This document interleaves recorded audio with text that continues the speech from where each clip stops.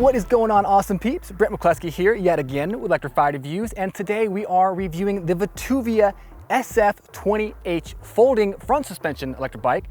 Very fun ride, excited to dive in here, so let's check it out.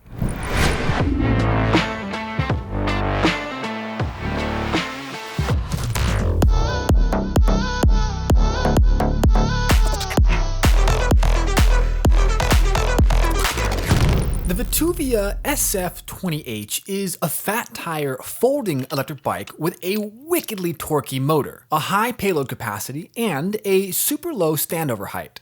If the SF-20H sounds familiar to you, it's probably because it's the upgraded version of Vtuvia's existing SF-20 folder. The SF-20H hasn't been released yet, so we're not sure what the final price will be, but since the original SF-20 runs for $1,299 USD, we're guessing Vtuvia might offer the SF-20H for around $1,499 USD. Once this bike hits the market, we'll update the price in the title of this review, and we'll pin a note in the comments for easy reference. Vtuvia is offering a nice 2-year warranty on the SF-20H, free shipping, and a 15-day return policy. And with that, let's dive into the specs.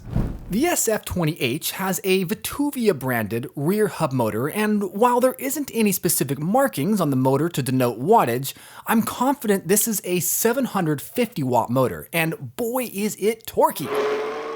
Part of this torque comes from the mechanical advantage offered by the smaller 20-inch by 4-inch fat tires, and you can really feel it when launching off the line and when climbing hills. In fact, this motor is so torquey that it caught me by surprise during testing, and I ended up skidding out while hitting the throttle in a tight turn. It's got that much pickup and go. This motor will bring the SF-20H up to a top unlocked speed of nearly 28 miles per hour, which you can reach by using the cadence sensing pedal assist or the half grip twist throttle. Now, one of the biggest drawbacks of cadence sensors is the latency with motor activation and deactivation.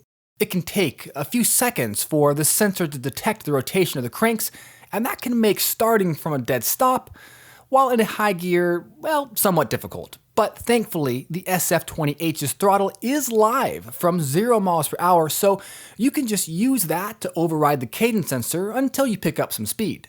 The SF-20H's 48 volt, 13 amp hour locking and removable silverfish style battery is located behind the seat post, making the SF-20H fairly back heavy. And due to the battery's placement, you have to completely remove the seat post before the battery can be removed. This isn't a huge deal, and it only takes an extra 5 or 10 seconds to get the battery out, but it's definitely something worth noting. With this battery setup, we're looking at a max estimated range of about 48 miles when using a low pedal assist mode in ideal riding conditions. It's not bad for a folder. The Vtuvia SF-20H is a hefty machine, weighing in at nearly 70 pounds, but that extra chunkiness translates into a surprisingly high max payload capacity of 330 pounds. And this is perfect for those of you who want to load up the rear rack. And this rear rack is beautiful. Unlike the bolt-on rack from the SF-20, the SF-20H's rear rack is welded directly to the frame, and this is a huge upgrade point, and it means that you'll never have to worry about the rear rack rattling loose over time. It also affords more structural integrity, so you can load up even more gear.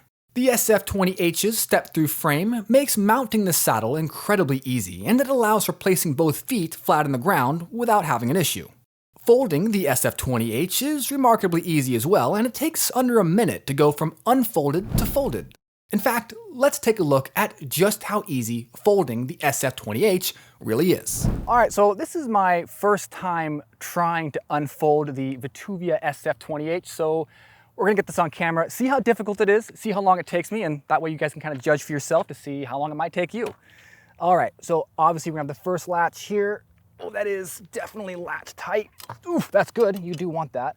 Okay, this is a secondary latch, which is good, so it's kind of a safety, so you wanna push in, pull up. Okay, that's not too bad. Get that kickstand out of the way, move those. Okay, all right, that's not too bad. And then one more here, we got the handlebars.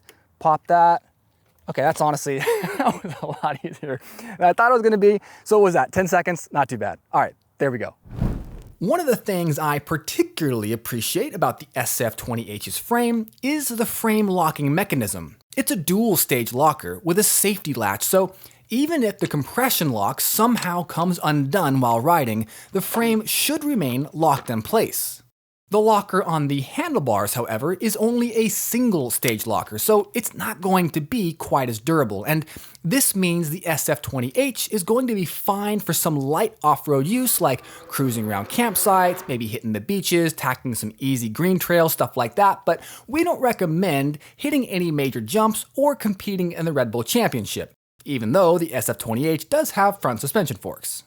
I love that the handlebar stem on the SF-20H is telescoping because that allows you to raise and lower the handlebars to perfectly match each rider's individual reach.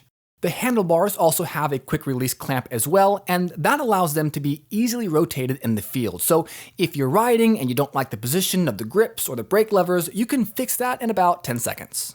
Another huge perk of the SF-20H is the pre-drilled bosses on the head tube, which are perfect if you plan on picking up the optional front basket. Since the front basket attaches directly to the frame, it won't sway back and forth when you turn the handlebars, and this means all your gear will stay safely stowed inside instead of spilling out onto the trail. To bring the SF-20H to a stop, we've got Logan mechanical disc brakes with 160mm rotors in the front and rear wheels. The brakes here are a good compromise between the more effective hydraulic disc brakes and the less effective rim brakes. There's also an argument to be made for using mechanical disc brakes since they're so much easier to adjust and maintain compared to hydraulic disc brakes, and honestly for this ride, mechanical brakes are probably the way to go. At the rear of the SF-20H, we've got a Shimano Tourney 7-speed derailleur paired with a Shimano SIS Index thumb shifter, and I particularly dig the double-sided plastic bash guard, which is going to do a great job at preventing derailments. The wire management on the SF-20H gets the job done, but all the wires are externally routed, so there is a higher chance of snagging them when going through brush.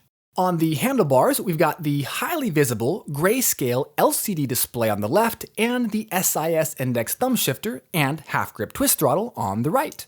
It's a simple setup that results in a clean cockpit with minimal distractions. Overall, the Vtuvia SF-20H is a great choice for those who need an affordable yet capable folding e-bike that you can throw in the back of the RV or in the trunk of your car and deploy when you get to your destination. And honestly, that's one of the biggest selling points of most folders: portability. The SF-20H would also be a good choice for those with limited storage space at home or for those who plan on commuting and stowing their e-bike inside the office.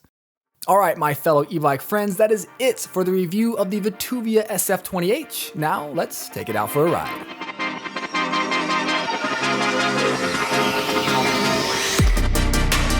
So, we're a little low on batteries, so what we're going to do is try to charge the battery with the electric fence. Don't know if it's going to work.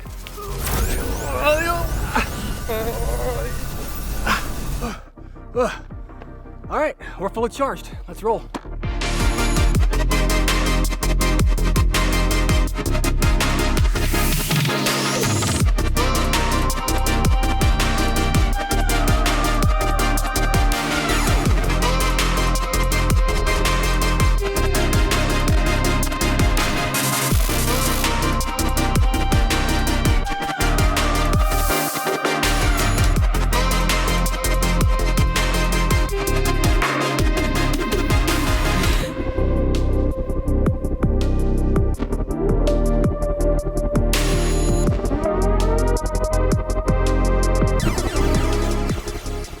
Alright, my friends, that is it for the review of the Vtuvia SF-20H folding front suspension electric bike. I hope you guys dug this review. I hope you are having a fantastic day wherever you might be.